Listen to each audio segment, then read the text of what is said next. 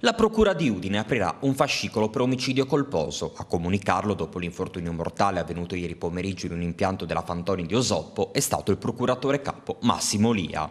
Al momento però, relativamente all'incidente che è costato la vita ad un 43enne originario del Marocco residente ad Osoppo e alle dipendenze dell'Ideal Service di Pasian di Prato, il magistrato non ha ricevuto da carabinieri di ispettorato del lavoro alcuna documentazione. Tuttavia l'apertura di un fascicolo per omicidio colposo è un atto dovuto. Dopodiché, una volta acquisiti gli atti ufficiali, sarà la procura stessa a procedere a carico di ignoti, oppure ad iscrivere qualcuno nel registro degli indagati. A stabilire le esatte cause del decesso dell'operaio scivolato da un'altezza di 15 metri mentre stava effettuando, insieme a dei colleghi, delle operazioni di pulizia del tetto dell'impianto Plaxil 7 che produce pannelli truciolari, sarà l'autopsia.